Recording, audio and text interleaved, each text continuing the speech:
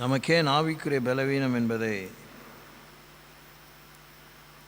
நாம் பெண்கள் கூட்டத்திலே தியானித்தோம், ஆராதனை நேரங்களிலே தியானித்தோம்.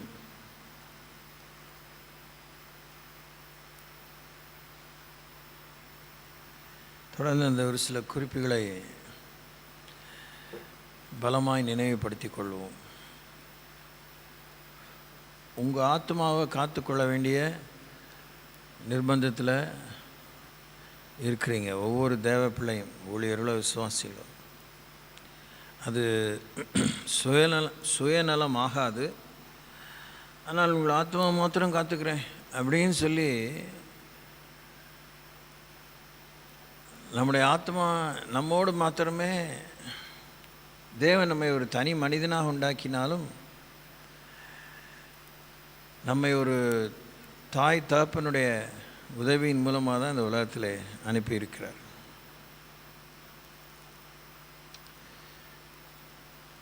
ஒன்றும் தெரியாமல் நடிக்கிறதெல்லாம் நமக்கு பெரிய பெரிய விலங்கங்களாக, சிக்கிக்கொள்ளும் வலைகளாக, நாமே நமக்கு வெட்டி கொள்கிற மரண குழிகளாக மாறிக்கொண்டே இருக்கின்றன.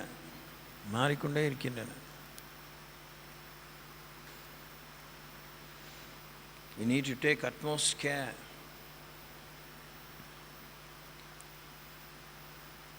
நாம் ஒரு தனிக்காட்டு ராஜா ராணி அல்ல, நாம் ஒரு தீவு அல்ல. we are not an island. நாமே முப்புரி நூல் போல நாமே முப்பரிமாணம் கொண்ட ஒரே தனி மனிதன். ஆவி, ஆன்மா, சரீரம். ஆவி தனியாக வெளியே போனால் நம்ம we are considered to be dead. ஆத்மாவும் ஆவியும் சரீரம் இருந்து ஆத்மா வெளியே போக முடியாது. வெளியே போனால் சிக்கல், அதுக்கு காவலே இல்லை. It is got no protection. சரீரம் மிகுந்த வரையறைக்குட்பட்டது. சரீரம் கரிசனையற்றது, கொடிய சுயநலமானது. அது தேவனுக்கு கீழ்ப்படியாமலும் கீழ்ப்படியக்கூடாமலும் இருக்கிறது. அதனால் நாமளே நமக்குள்ளே பிரிந்திருந்தால் உருப்படவே முடியாது. பொது வாழ்விலும் ஞான வாழ்விலும் உருப்படவே முடியாது, முன்னேறவே முடியாது, பயணிக்கவே முடியாது. we get stuck, stagnant, தேக்கமடைந்து விடுவோம்.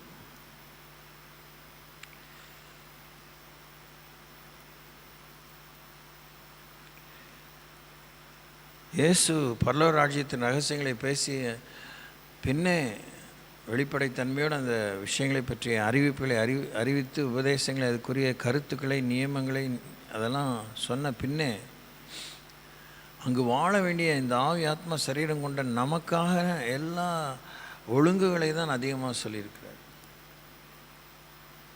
புதிய வானம், புதிய பூமி, புதிய எருசலேம் என்கிற அந்த கம்ப்ளீட்டாகவே எல்லாமே புதுசு தான். எல்லாமே புதுசு, எதுவுமே பழசில்லை. அப்போ இந்த பழைய விழுந்து போன உலகத்திலிருந்து நாம் கடந்து மறுரூபமாகி அதற்கு வேறொரு நிலை, வேறொரு முன்னுரைக்கப்பட்ட விடுதலை, அதுதான் நம்ம ரொம்ப கவனித்து வாழணும். தமக்கு முன்னே வைக்கப்பட்ட சந்தோஷத்தின் பொருட்டு என்று மனுஷகுமாரனாக உதித்த தேவன் மனிதனாகவே இருந்து தமக்குமாக வைக்கப்பட்ட சந்தோஷத்தின் பொருட்டு நித்திய குமாரனாக அவருக்கு சந்தோஷத்தை பற்றிய தடுமாற்றமும் கிடைக்குமா கிடைக்காதான், எனக்கு உண்டா இல்லையா, எப்படி எதுன்னு அவர் யோசிக்கவே அவசியம் இல்லை. ஏன்னா he is God, he has been the word, eternal word. ஆனால் எப்போ மனுஷனாக லிமிட்டேஷன்ஸ்குள்ளே வந்தாரோ அவர் ஒவ்வொரு விஷயத்தில் கீழ்ப்படிய அவருக்கு ஒரு சந்தோஷம் வைக்கப்பட்டிருக்கு. கீழ்ப்படிகிறதுக்காக சந்தோஷம் இல்லை, கீழ்ப்படிந்ததுனால சந்தோஷம். both are true.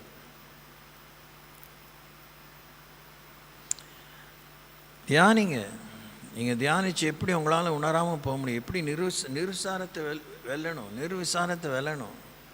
அதெல்லாம் ரொம்ப அப்படியே பதுசு மாதிரி, இந்த பூனையும் பால் குடிக்குமாங்கிற மாதிரி இருந்து நம்மளை காலி பண்ணுறது. கழுத்தறுக்கிற மகா மோசமான ஒரு குணம் நிர்விசாரம்.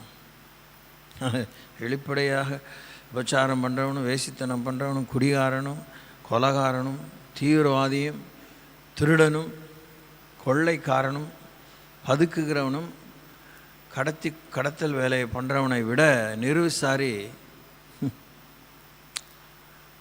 எதுவுமே என்ன சொல்லுது, விலையே இல்லாமல் விலை போவான், பிரயாசமே இல்லாமல், பிரச்சனையே இல்லாமல் அழிவுக்குள்ளாக போயிடுவான். தான் அழிகிறோங்கிறது தெரியாமே அழிஞ்சு போயிட்டு இருப்பான். ஒரு நேரத்தில் இல்லைன்னா ஒரு நேரம் பளிச்சுன்னு மின்னலை போல் இந்த பொல்லாதவங்கள்லாம் உணர்றதுக்கு கடவுள் உலகத்தில் பொது வாழ்க்கையிலேயே அதிர்ச்சி ஊட்டும் கலக்கத்தை ஏற்படுத்தும் சம்பவங்களை அவங்களுக்கு ஏற்படுத்துகிறார். அதில் திருந்துறவங்க திருந்தத்தான் செய்கிறாங்க. இதெல்லாம் நான் பார்த்தது தான், இதெல்லாம் கேள்விப்பட்டதெல்லாம். ஆமாம், அப்படி தான் மிரட்டும், அந்த எடுத்த காரியத்தை முடிச்சுன்னு பார்த்துக்கோ அப்படின்னு துணிகரமாக மதியீனமாக போகிறவங்க அப்படி இருக்காங்க. அவங்கள பற்றி நம்ம யோசிச்சு என்ன பிரயோஜனம்? திருந்துறவங்கள பற்றி தான் யோசிக்கணும். நிருசாரம் என்பது சபைக்கு தான், இஸ்ரவேலுக்கு தான் சொல்லப்பட்ட தேவன் தெரிந்தெடுத்த வார்த்தை. It's a customized word introduced to the Israelites as well as the body of Christ.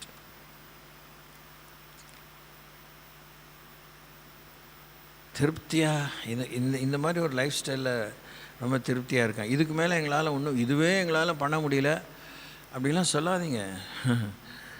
அப்படிலாம் என்னமோ நீங்கள் யாருக்கோ சேவை செய்கிற மாதிரிலாம் நினைக்காதீங்க. நீங்கள் இப்படி ஒரு கூட்டம் ஒழுங்குமுறை தேவன் வகுத்து நாம் செய்தாலும் செய்யானாலும் தன்னார்வமாக தேவனை தேட வேண்டிய நிர்பந்தமான காலத்தில் இருக்கிறோம்.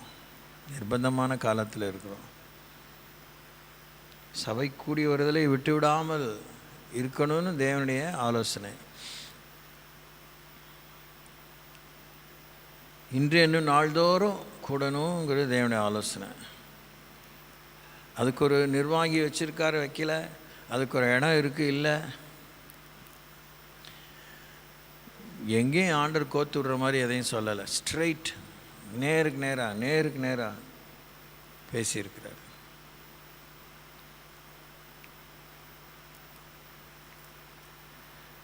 அப்போ நம்ம ஆவி எவ்வளோ விசேஷமானது, நம்முடைய சரீரம் எவ்வளோ விசேஷமானது, நம்முடைய ஆத்மா எவ்வளோ விசேஷமானது. இதற்கு தேவனே தன்னை விலையாக கொடுத்திருக்கிறார். தன் ஜீவனையே விலையாக ஊற்றி இருக்கிறார். தன் இரத்தத்தையே சிந்தி இருக்கிறார்.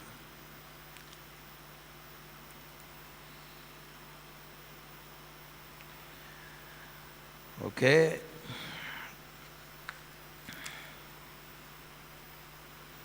தேவ எச்சரிக்கையை மீறி நடப்பதால் ஆவிக்குரிய பலவீனம் ஏற்படுவதன் முதலாவது காரணத்தை பார்த்தோம். சத்தியத்தை கடினமாக எண்ணுகிறதாலே ஆவிக்குரிய பலவீனம் ஏற்படுகிறது என்று பார்த்தோம். நீதி போதனைகளை வெறுக்கிறதுனாலே ஆவிக்குரிய பலவீனம் தொடருகிறது என்று பார்த்தோம். கண்டனைகளை உதாசீனப்படுத்துகிறதுனாலே ஆவிக்குரிய பலவீனம் உண்டாகிறது, தொடருகிறது என்று பார்த்தோம். சபை கூடி வருதலை விட்டு விடுகிறதுனாலே ஆவிக்குரிய பலவீனம் ஏற்படுகிறது. இன்றைக்கு இதையும் பார்த்துட்டோம் தான் நான் நினைக்கிறேன். இருந்தாலும் வாசிப்போம். 1 தீமோத்தேயு 6:20. சீர்கேடான வீண் பேச்சுக்களை பேசுகிறதுனால ஆவிக்குரிய பலவீனம் ஏற்படுது. நம்முடைய சபையினுடைய ஒரு தொடர்ந்தேர்ச்சியான கட்டு, சாபம் போன்ற ஒரு காரியம் புரணி தான். இன்னும் ஓயலை, இன்னும் மனம் திரும்புதல் இல்லை. பேச வேண்டியது இன்னும் பேச தெரியல. பேச ஒன்றும் இல்லைன்னா வாயை மூடிட்டு கடவுளை ஸ்தோத்திரம் பண்ணிட்டு பைபிளை படிச்சுட்டு உச்சரிச்சுட்டு போயிட்டே இருக்க வேண்டியதுதான். ஏதோ பேசி தான் ஆகணும்னு ஒன்றும் இல்லை. அதனால் ஊமை கொட்டானா இருக்கக்கூடாது. எல்லாத்துக்குமே தேவன் எச்சரிப்பை கொடுத்து, எல்லாத்துக்குமே அறிவுரை கொடுத்துருக்கிறாரு. பேசாமல் இருந்தாலும் திட்டுறாங்க, பேசினாலும் திட்டுறாங்க. அப்படி தானே உலகத்தில் நம்ம கேட்டு பழகிட்டோம், மனசில் தோணிச்சு, பதிஞ்சிருச்சு.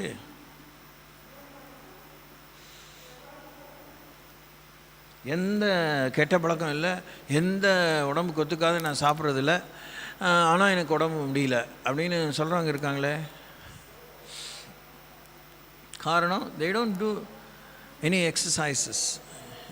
எக்ஸசைசஸ்னால் உடனே மரம் ஏறு, மரம் இறங்கு, மடுவை தாண்டு, அதெல்லாம் ஒன்றும் இல்லை. மூமெண்ட்டே இல்லை. No exertion in life.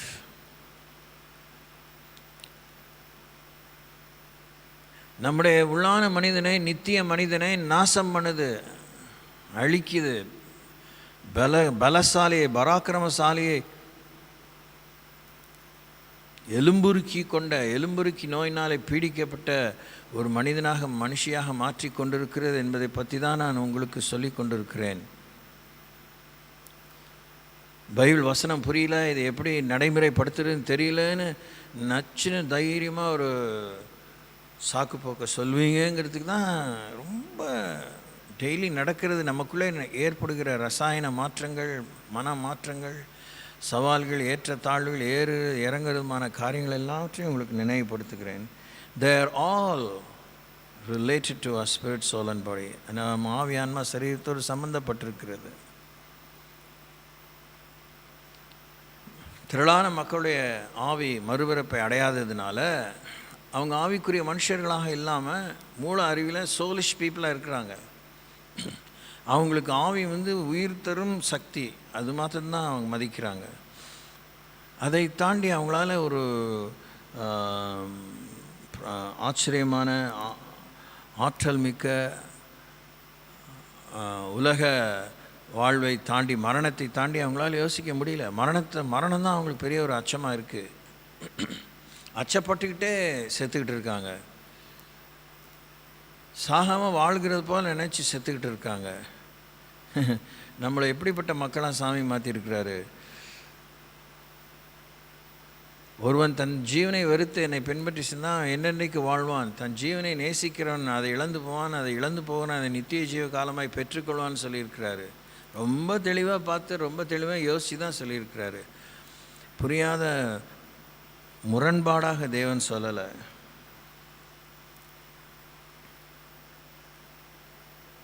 ஓ தீமோத்தேயுவே, உன்னிடத்தில் ஒப்புவிக்கப்பட்டதை நீ காத்து கொண்டு சீர்கேடான வீண் பேச்சுகளுக்கும் ஞானமென்று பொய்யாய் பெயர் பெற்றிருக்கிற கொள்கையின் விபரீதங்களுக்கும் விலகு.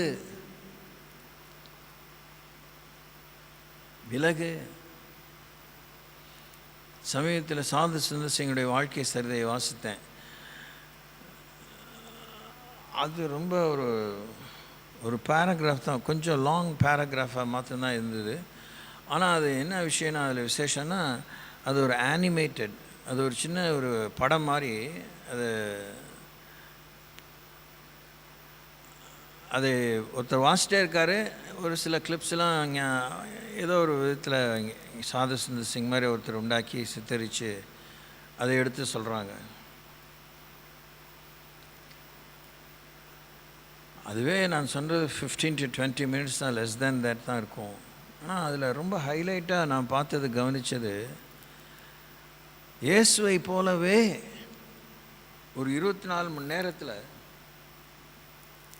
Maximum 8 hours or less than 8 hours தான் அவர் உலகத்தில் நடமாறி இருக்கிறார். பயண நேரத்தை தவிர ஒரு இடத்துல பயணம் பண்ணுறாரா, இங்கேருந்து A to B, அந்த நேரம் சில நேரத்தில் அரை மணி நேரமாக இருக்கும், 2 மணி நேரமாக இருக்கும், அரை நாள் கூட இருக்கும். ஆனால் அந்த பயணத்தை மேற்கொள்வதற்கான ஆலோசனையை அதுக்கு முன்னே ஒரு 8 hours, 12 hours, 6 hours, 3 hours, 4 hours, daily 5 hours அவர் ஜெபம் வரான். காலையில் 1 மணிலேருந்து 6 மணி வரைக்கும். அவர் எங்கே இருக்கார், என்ன பண்ணுறான்னே தெரியாது. Always soaks himself in the presence of God. அவர் செய்த ஊழியத்தில் வாயாடித்தனங்கிறது 0, 0 பாயிண்ட் அதெல்லாம் ஒன்று 0, கம்ப்ளீட்லி நில். கரெக்டாக இயேசு எப்படி சொல்கிறான், இப்படி தான் என்ன சொல்ல கேட்குறேனோ அதை தான் சொல்கிறேன், என்ன செய்ய காண்றேனோ அதான் செய்கிறேன்னு. அதுதான் சாது சுந்தர் சிங் ஒவ்வொரு முறையும் செய்திருக்கிறார். கவனிக்கிறீங்களா?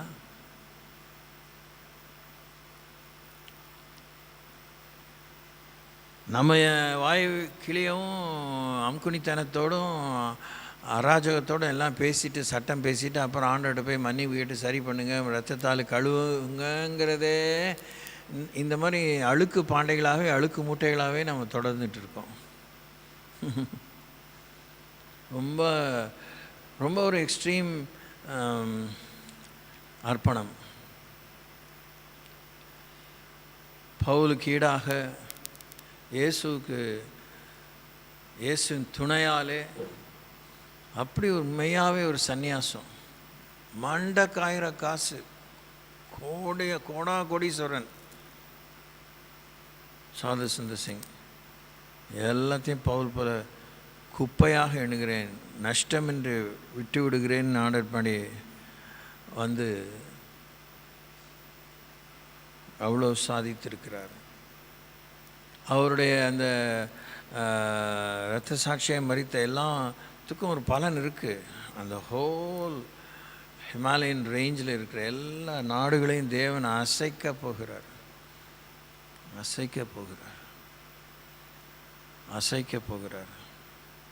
நாம் ஒரு with, we all are a seed. உங்களை பற்றி உள்ளபடி மேன்மையாக வசதியாக ஆண்டவரே சொன்னாலும் உங்களுக்கு மானம், வெக்கம், சூடு, சொரணை, நன்றி உணர்வு, பொறுப்புணர்வு, தியாக உணர்வு பூஜ்ஜியம். உங்களை பற்றி உங்கள் ஓட்டையை சொன்னாலும் உங்களுக்கு மட்டித்தனமான ரோசம், சண்டித்தனம். கதருங்க ஆர்பிஎம்மே கொஞ்சம் பேராக வந்தாலும் நீங்கள் ஒரு வித்து.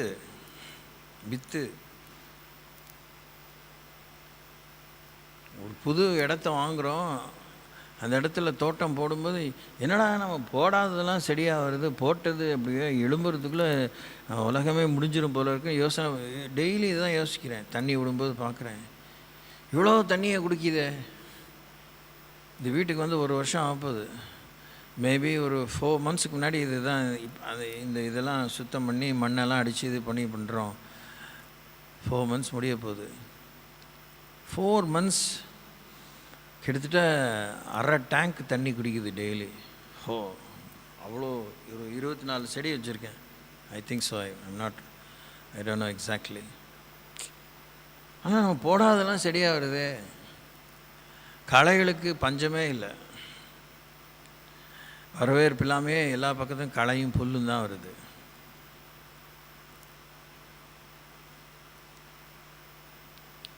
நம்ம உலகத்தை பார்க்குறோம், மண்ணை பார்க்குறோம், விண்ணை பார்க்குறோம், பெண்ணை பார்க்குறோம், ஆணை பார்க்குறோம், அதை பார்க்குறோம், பொண்ணை பார்க்குறோம், இதை எல்லாத்தையும் இப்போ what do we learn, what do we observe?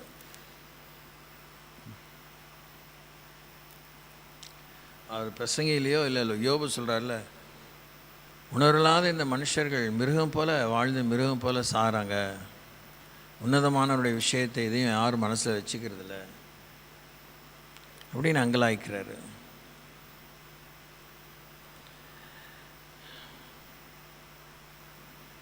வீண் பேச்சுக்கள், உபயோகம் இல்லாத பேச்சுக்கள் நம்மை கண்ணிக்கு உட்படுத்துகிற, தோல்விக்கு உட்படுத்துகிற, விரக்திக்கு உட்படுத்துகிற, வெறுமைக்கு உட்படுத்துகிற, நம்மையே திரும்பி இந்த மாதிரி களைய முளைச்சி மூஞ்சில் அரைஞ்ச மாதிரி எழுத்து நிற்கிற,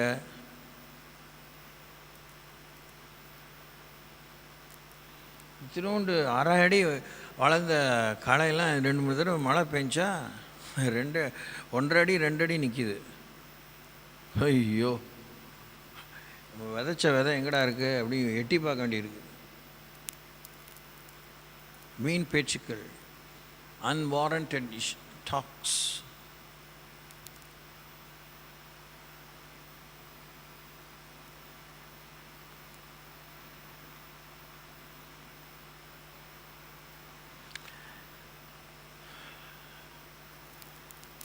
நிறைய சொல்ல வந்து அடக்கிக்கிட்டு அமைதியாக போயிட்டே இருக்கேன். ஒன்று உங்களுக்கு சொந்த புத்தி வேணும், இல்லை சொல்கிற புத்தி வேணும். அடுத்த காரணம் ஆவிக்குரிய பெருமை கொள்ளுதல். யாக்கோபு 4:4 அதான் சொல்ல. நம்ம எல்லாம் தெரிஞ்ச இந்த சபைக்கு தூக்கமே சம்டைம்ஸ் இல்லாமல் தான் நோண்டுறேன். என்ன வசனத்தை கொடுக்கறது, எதை என்னெல்லாம் இருக்குது, நான் என்னத்தை கற்றுக்கிறது. உங்களுக்கு சொல்லாத வசனமே இல்லை. யாக்கோபு 4:4 விபச்சாரரே, விபச்சாரிகளே, உலக சிநேகம் தேவனுக்கு விரோதமான பகை என்று அறியீர்களா? ஆகையால் உலகத்துக்கு சிநேகிதனாக இருக்க விரும்புகிறவன் தேவனுக்கு பகைஞனாக இருக்கிறான். 5 பேர் தான் வந்திருக்கீங்க. 5000 பேர் கூடின சபையாக இருந்தாலும் 5 பேர் கூடின சபையாக இருந்தாலும் இதில் இருக்க யதார்த்தமான ஒரு உண்மையை நம்ம யோசிப்போம். உலக ஸ்நேகம் தேவனுக்கு விரோதமான பகை. நம்ம என்ன நினைக்கிறோம், உலக ஸ்நேகத்தை வெறுத்துட்டதாக. குறிப்பாக பெண்கள் தான் அதில் உங்களை நீங்கள் என்ன சொல்கிறது, ஒரு மாதிரியாக நிறுத்துவது. நாங்கள் நகையெல்லாம் கழட்டிட்டோம், பட்டு பீதாம்பரம் உடுத்துறதில்ல, சிகை அலங்காரம் பண்ணிக்கிறதில்ல, சாயம் பூசிக்கிறதில்ல.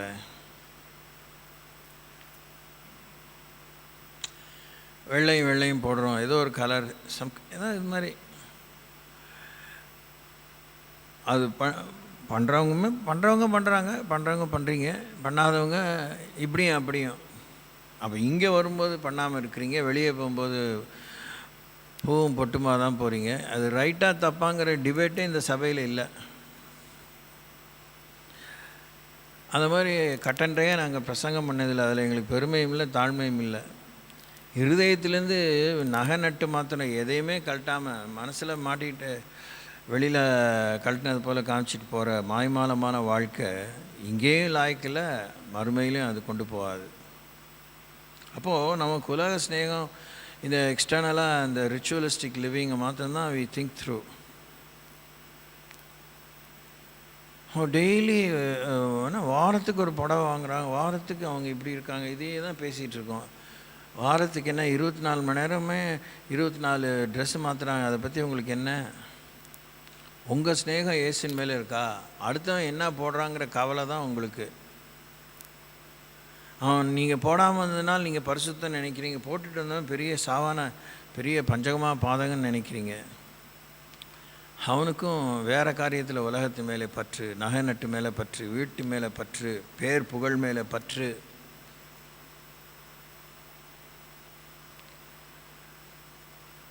நான் அந்த பகுதியை பலமுறை வாசித்திருக்கிறேன். இப்போ நான் இன்னும் சுவிசேஷத்துக்கு திரும்பி இன்னொரு ரவுண்டு நான் செல்ல வேண்டி இருக்குது. சென்ற காலத்தில் அந்த ஐஸ்வர்யவான் லாசருவை பற்றி படிப்பேன். அந்த பகுதியை கவனமாக செலுத்தியே படிப்பேன். அவனை பற்றி கடவுள் ஒரு கம்ப்ளைண்ட்டுமே சொல்லலை. நான் ஒரு 6-7 டிரான்ஸ்லேஷன்ஸ் உள்ள இங்கிலீஷ் பைபிள் இருக்குது, 2-3 தமிழ் பைபிள் இருக்குது, எல்லாத்தையும் பார்க்குறேன். ரோமன் கத்தோலிக்க பைபிளை பார்க்குறேன். ஆனால் என் கர்த்தராகிய இயேசு கிறிஸ்து அந்த ஊமையை சொல்லும்போது ஊமை கூட அவர் சொல்லலை, ஒரு சம்பவமாகவே சொல்கிறார். It's a real event. ஐஸ்வர்யமுள்ள ஒரு மனுஷன் இருந்தான். லூக்கா 16ஆம் அதிகாரம். அவன் இரத்தாம்பரமும் விலையேற பெற்ற வஸ்திரமும் தரித்து அனுதினமும் சம்பிரமமாய் வாழ்ந்து கொண்டிருந்தான். இந்த ஒரு வார்த்தையை தான் பரிசுத்தாவினை எழுதாமல் விடலை. வேறு எதையுமே கூட்டவும் இல்லை, குறைக்கவும் இல்லை, கழிக்கவும் இல்லை, வகுக்கவும் இல்லை, பெருக்கவும் இல்லை. பொண்டாட்டி சரியில்லை, பிள்ளை சரியில்லை, அவன் சரியில்லை, இது சரியில்லை, வீட்டு ஆள் சரியில்லை, வேலைக்காரன் சரியில்லை, அவனுடைய வியாபாரம் சரியில்லை, அவன் பார்வையே சரியில்லை, அவன் எண்ணமே சரியில்லை, அவன் ஒரு பெருமை பிடிச்ச பையன், அவன் ஒரு மூர்க்கன், அவன் ஒரு துரோகி, அவனா ஒரு ஆளா, அவனாம் பிறந்திருக்கே கூடாது, கழிசடா, எதுவுமே சொல்லலை. கேட்டுகிட்டே இருக்கிறோம் நம்ம இந்த சபையில். பெண்களும் உங்களுக்கு எழுப்ப துப்பு இல்லை, கட்டிக்கிட்டவங்களை ஆம்பளைங்களை எழுப்ப உங்களுக்கு துப்பு இல்லை, பெத்த பிள்ளைகளையும் வளர்க்க துப்பு இல்லை. எதுக்கு நம்ம மாய்மால கூட்டமாகவே வாழ்கிறோம்? எதுக்கு எதனால பலவீனம் வருது பார்த்தீங்களா உங்களுக்கு?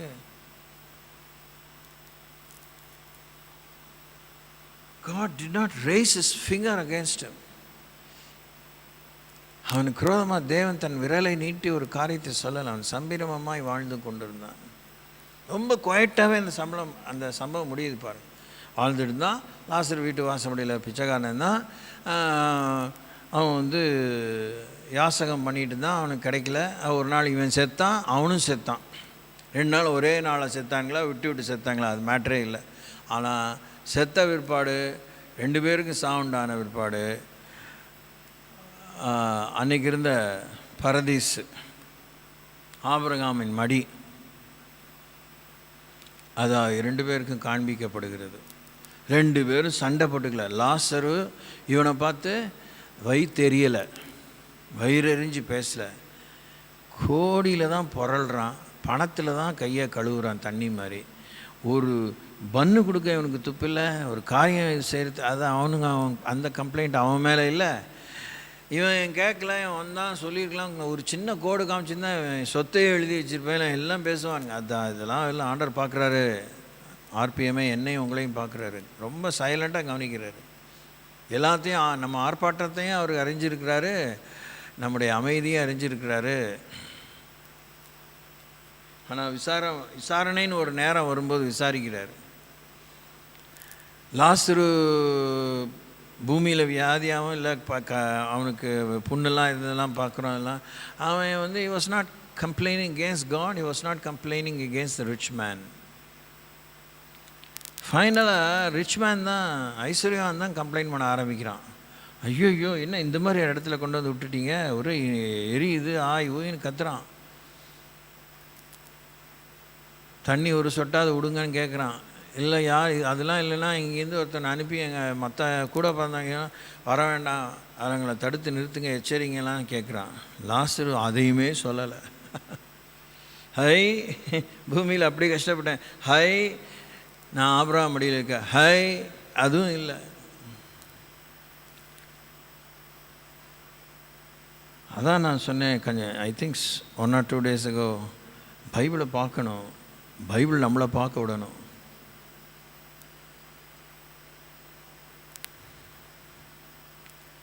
ரொம்ப பெருமை நமக்கு.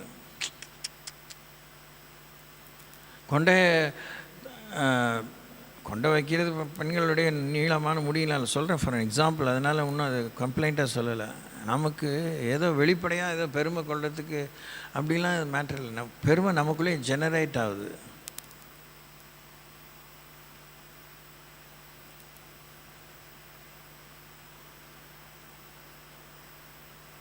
உலக ஸ்நேகம் தேவனுக்கு விரோதமான பகை என்று அறியீர்களா? அதை ஆண்டவர் என்னன்னு சொல்கிறாரு? அவ்வளோ நாகரிகமும் தன்மையும் மென்மையும் மேன்மையும் தூய்மையின் சிகரமாக இருக்கிற கடவுள் என்ன சொல்கிறாரு? விபச்சாரங்கிறாரு. இட்ஸ் டூ பெயின்ஃபுல் இல்லை? என்ன கடவுளுக்கு சொல்கிறதுக்கு வார்த்தை கிடைக்கல. என்ன பேசிடுங்க, என்ன வார்த்தை பேசுகிறீங்க, உங்களுக்கு வார்த்தையே இல்லையா வீட்டிலலாம் கேட்போம்ல சில ஆர்கியூமெண்ட்டில். ஏன் அந்த வார்த்தையை சொல்கிறீங்க? திட்டுறதுக்குன்னு ஒரு வார்த்தை இதுதான் உங்களுக்கு கிடச்சிச்சு அப்படிலாம் கூட கேட்குறவங்களாம் நம்ம கேள்விப்பட்டிருக்கோம்ல.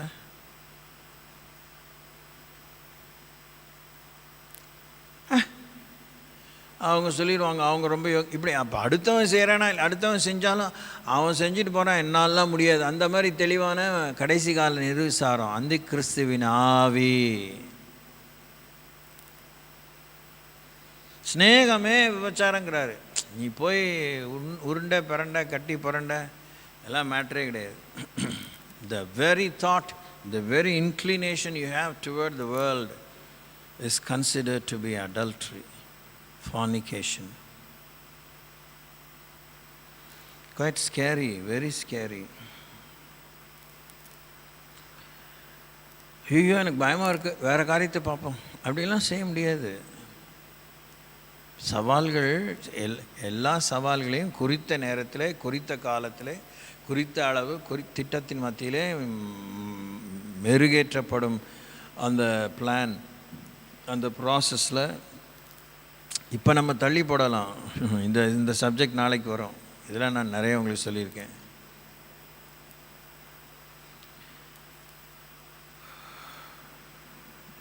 அடுத்த வசனம்,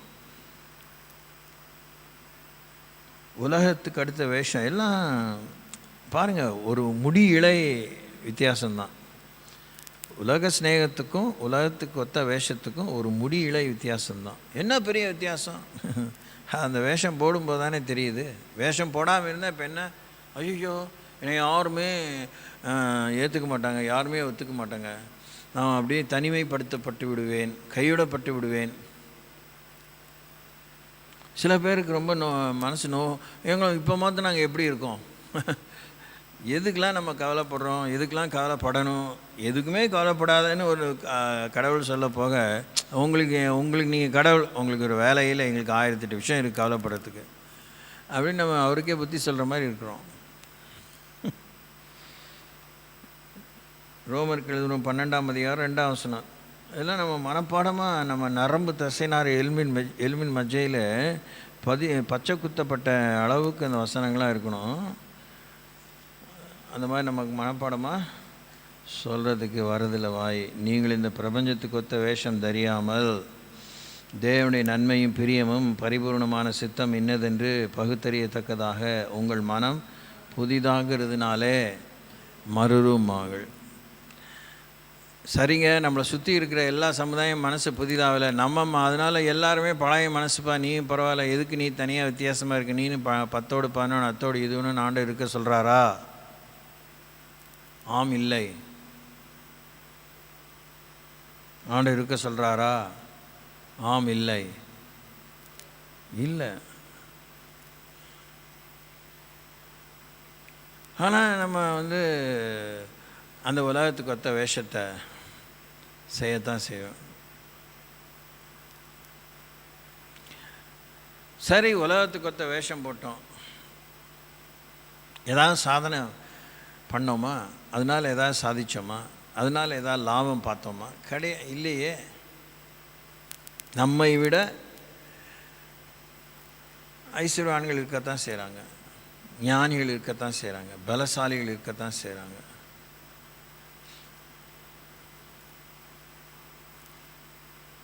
அவனுக்கு இணையாக நான் வரணும், என் இடத்த யாருமே பிடிக்கக்கூடாதுங்கிற ஆவி நமக்கு ஆதாம் காலத்திலேருந்தே இருக்குது. அதெல்லாம் போகிறதுக்கு தான் புதிதான ஆவியை நமக்குள்ளே வைத்திருக்கிறார், தூய ஆவியான ஊற்றி இருக்கிறார். ரொம்ப தப்பாக வாழ்ந்துட்டுருக்கோம். பரிசுத்தவான் இங்கே கொஞ்சம் இருங்க. அந்த காரியத்தை நான் பிரச்சனையை சரி பண்ணிவிட்டு நான் யாரும் காமிச்சிட்டு, நீங்கள் எனக்கு தேவை, ஐயோ எனக்கு போயிடாதீங்க, நீங்கள் எனக்கு ரொம்ப தேவை. ஏன்னா நான் இந்த விஷயத்தை ப்ரூவ் பண்ணும்போது எனக்கு ஏதாவது முன்ன பின்ன பற்றாக்குறை ஆயிடுச்சு, பிரச்சனை ஆயிடுச்சுன்னா நீங்கள் தான் எனக்கு உதவிக்கு வரணும். இப்படி தான் வாழ்ந்துட்டுருக்கோம். நம்முடைய எல்லா கோளாறுகளையும் நான் உங்களுக்கு வெளிப்படைத்தன்மையோடு முடிந்த அளவுக்கு சொல்கிறேன். உங்களுக்கு பிடிக்கல, இந்த சபைக்கே பிடிக்கல, அது எனக்கு பிடிக்கணுங்கிற மேட்டர் இல்லை. உங்களுக்கு உங்கள் கண்ணிகள், உங்களுடைய கண்ணிகள் தெரியல உங்களுக்கு. You to not know your drops.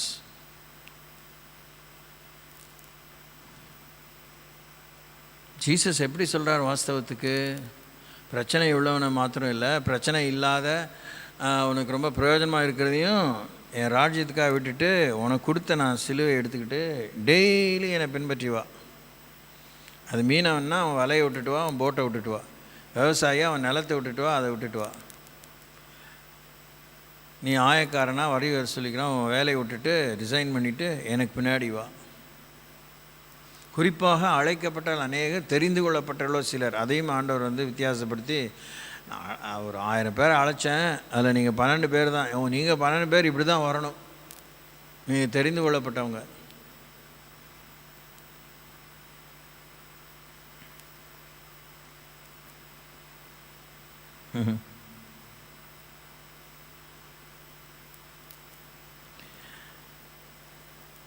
ரெண்டு கொரிந்தியர் 6:14, The book of 2 Corinthians chapter 6 verse 14.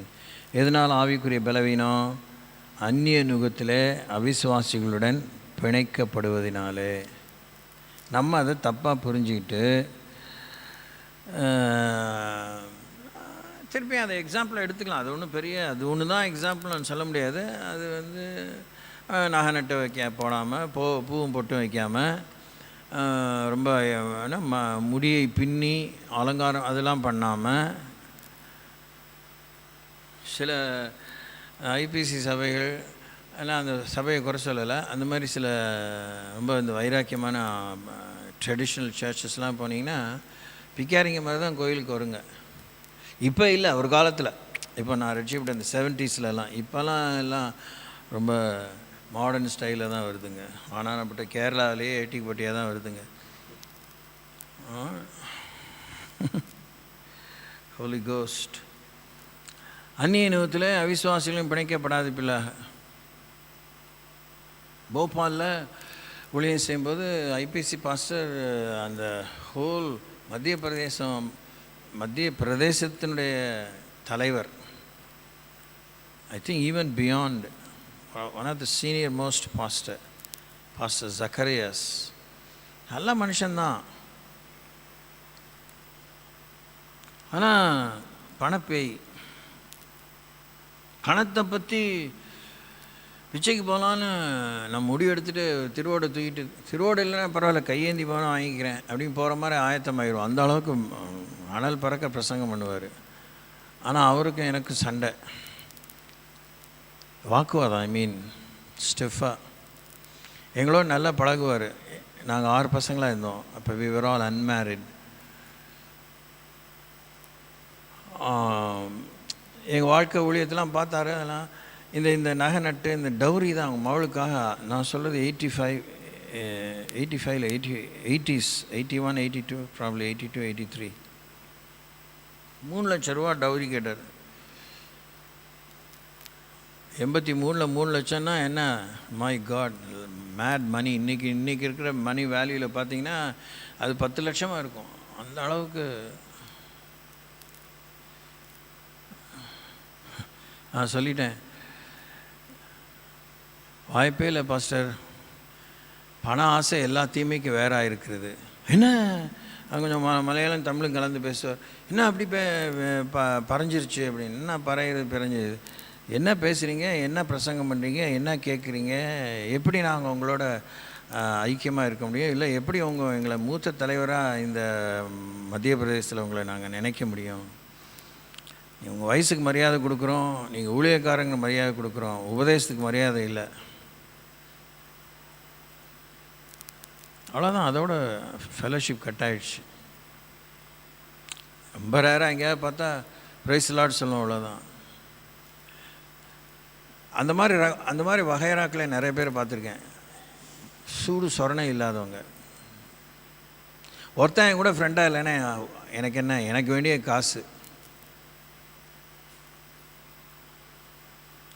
பரலோகம் பார்க்குதுங்க, சமுதாயம் பார்க்காம இருக்கும். சமுதாயத்தில் அவருக்கு நல்ல பேர். மலையாளி உலகத்தில் அவர் கொடிகட்டி பறந்தவர் தான், கொடிகட்டி பறந்தவர் தான்.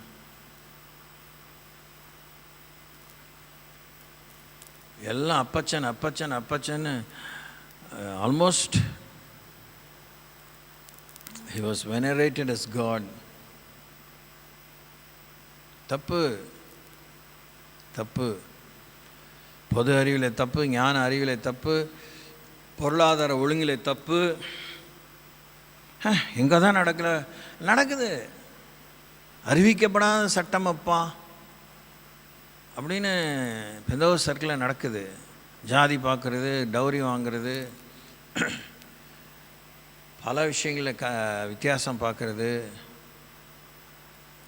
இல்லை நம்ம பார்க்காம இருந்துட்டோங்கிறத நமக்கு பெருமை வந்திருக்கு. அதுதான் மேட்ரு இங்கே பேசுகிறது. மேட்ரு என்ன, அவங்களோடு பிணைக்கப்படாது இருப்பாயாக.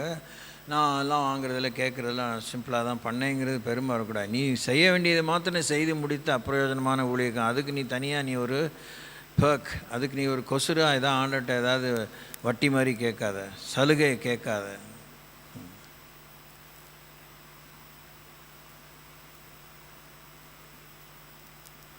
பரலோகம் நம்மளை பார்க்கறது தான், நம்மளை பரலோகம் பார்த்து தான் நம்மளை ஏற்றுக்காததும் நம்ம மரித்த பிற்பாடு தான் அது நமக்கு தெரியும். உயிரோடு இருக்கும்போது தெரிஞ்சிட்டா தான் நல்லது, இல்லை வசனத்திலே உணர்ந்து மனம் திரும்பிட்டா நல்லது. நம்முடைய நற்கிரியைகள், நம்முடைய கடினமான ஊழியங்கள், ஆதாயம் பண்ணின ஆத்மா, இதெல்லாம் எதுக்கு நம்ம ஒப்பிட முடியாது. கொசுக்களை வடிகட்டி ஒட்டகத்தை விழுங்குகிற வாழ்க்கை தான் ரொம்ப டேஞ்சரஸ் வாழ்க்கை. இருக்கிறதுலே கழுத்தறுக்கிற வாழ்க்கை அதுதான். மஞ்சள் துணி போட்டு கழுத்தறுக்கிற வாழ்க்கை அதுதான். கொசுக்களை வடிகட்டி ஒட்டகத்தை விழுங்குகிற வாழ்க்கை. அது யாரும் அந்த விஷயத்தில் குறுக்கில் நிற்கவே முடியாது. The strainer will be in the hands of the Holy Spirit. கர்த்தருடைய வசனம் தான் நம்மளை வடிகட்டும். நாம் எவ்வளோ ஒப்புரம் வாய்ந்தாலும் விழுதுகள் ரெசிடியூ இருக்குல்ல, வடிகட்டும் போது ஸ்ட்ரெயினரில் நிற்கிதில்ல, இறங்குனது வேறு விஷயம். நின்னது தான் அந்த தூசி, நின்னது தான் அந்த கலப்படமான விஷயம். ரவையை ஜலிக்கிறோம், எவ்வளோ விஷயங்களை ஜலிக்கிறோம். ரவையை தான் ஒன்றுமே இல்லைன்னா கூட பெரிய குருணை சின்ன குருணை இருக்கா? எல்லாம் நமக்கு அறிவு இருக்கா? எல்லாம் நமக்கு தெரியுதா? யார் கண்ணில் மண்ணை தூக்கிட்டு வாழ்ந்துடலாம் அப்படின்னு நினைக்கிறோம். சபை நிர்வாகத்துக்கு ஊழ கும்பிடு போடாதீங்க, பயந்த மாதிரிலாம் ஒன்றும் காமிக்காதீங்க, வேஸ்ட்டு. செட்டு சேர்ந்து யார் உங்களை பல்லவத்துக்கு கொண்டு போயிட போகிறா? யாருக்கு நீங்கள் ஜாலரை அடித்து யார் உங்களை அபிமானத்தை நீங்கள் பெற்று யார் உங்களை பரலவத்துக்கு கொண்டு போயிட போகிறா? யார் உங்களை நியாய தீர்ப்பிலேருந்து விடுவித்திட போகிறா? என்ன சாதிச்சிட போகிறீங்க?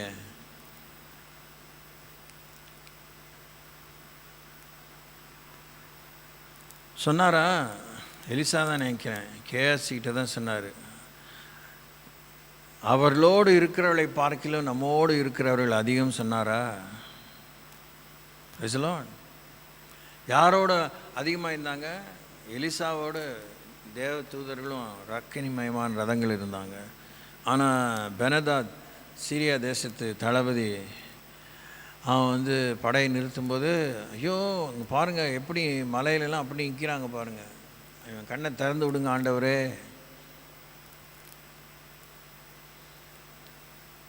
நம்ம ஒண்டியாக நின்னாலும் தாவீதுக்கு என்ன படையாக பின்னாடி இருந்துச்சு, எல்லாம் தொட நடுங்கிங்கள. சவுல் ராஜா முதற்கொண்டு தூரத்தில் பாளையத்தில் இவர் தான் இறங்கி போகிறாரு கோலியாத்தோடு சண்டை போட.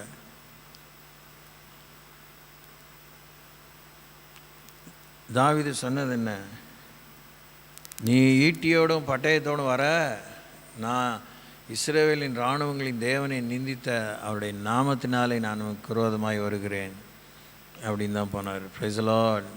அப்போ இயேசு கிறிஸ்துவின் நாமம், யெகோவாவின் நாமமே அதுவே எண்ணிலடங்காத கூட்டம். ஓகே, எல்லாமே பிரசங்க வாக்கியமாகவே நம்ம வாழ்க்கை நின்றுச்சு. சின்ன சின்ன முயற்சிகளை எடுங்க, அவசியமான முயற்சிகளை எடுங்க. பழகி பழகி பெரிய முயற்சிகளை எடுக்க முயற்சித்து பெரிய முயற்சிகளை எடுத்து தேவன் உங்களுக்குள்ளே இருக்கிற பெரியவர் என்பதை உலகத்துக்கு காண்பிக்க ஆயத்தமாகுங்கள். அவிசுவாசிகளுடனே அந்நிய நுகத்திலே பிணைக்கப்படாதிருப்பீர்களாக. நீதிக்கும் அநீதிக்கும் சம்பந்தம் ஏது? ஒளிக்கும் இருளுக்கும் ஐக்கியம் ஏது? கிறிஸ்துவுக்கும் பேலியாளுக்கும் இசைவேது? அவிசுவாசியுடனே விசுவாசிக்கு பங்கேது? தேவனுடைய ஆலயத்துக்கும் விக்கிரகங்களுக்கும் சம்பந்தம் ஏது? நான் அவர்களுக்குள்ளே வாசம் பண்ணி அவர்களுக்குள்ளே உலாவி அவர்கள் தேவனாயிருப்பேன், அவர்கள் என் ஜனங்களாயிருப்பார்கள் என்று தேவன் சொன்னபடி நீங்கள் ஜீவனுள்ள தேவனுடைய ஆலயமாயிருக்கிறீர்களே. ஆனபடியால் நீங்கள் அவர்கள் நடுவில் இருந்து புறப்பட்டு பிரிந்து போய், நீங்கள் தான் புறப்பட்டு போகணும், எங்களை தள்ளி விட்டுருங்க, எங்களை தரத்தரம் இழுத்து விட்டுருங்க அப்படிலாம் நீங்கள் கேட்க கூடாது. லோத்துக்கு செஞ்சீங்களே எனக்கு செய்யுங்கன்னா லோத்தின் காலத்தில் நீங்கள் இல்லை. பிரிந்து போய் அசுத்தமானதை தொடாதிருங்கள் என்று கர்த்தர் சொல்கிறார். அப்பொழுது நான் உங்களை ஏற்றுக்கொண்டு உங்களுக்கு பிதாவாக இருப்பேன், நீங்கள் எனக்கு குமாரரும் குமாரத்திகளுமாய் இருப்பீர்கள் என்று சர்வ வல்லமுள்ள கர்த்தர் சொல்கிறார். L Shaddai, Elohim. பலவீனம், ஆவிக்குரிய பலவீனம் அந்நிய நுகத்திலே பிணைக்கப்படுகிறதுனாலே.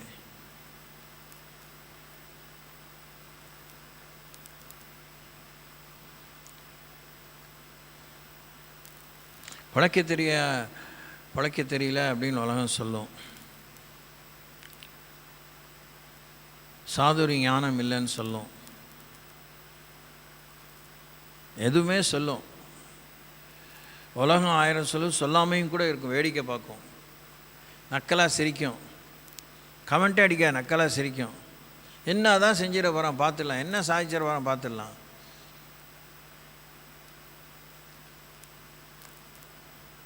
இப்போ தாவேக்கா அது தலைமையில் இருக்கு, அதுங்களுக்கு ஒரு பக்கம் அவங்க கண்ணு மறைக்குது, ஒரு பக்கம் காஞ்ச மாடு கம்பளம் இந்த மாதிரி பெரிய பதவி கிடச்சிச்சு, என்ன செய்யுதுன்னு தெரியல.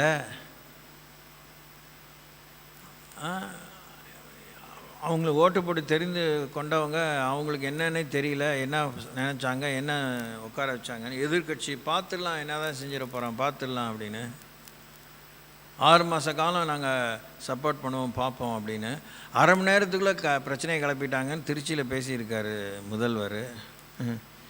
இதெல்லாம் கேட்குறோம் இந்த வாழ்க்கையை புரிஞ்சுக்கிறதுக்கு. அவரை விமர்சித்து நமக்கு என்ன ஆக போகுது? ஒன்றும் பிரயோஜனம் இல்லை.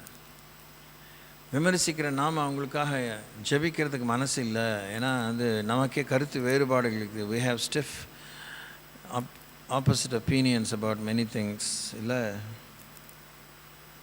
சோத்தரிப்போம் கொஞ்சம் நேரம். தேங்க்யூ.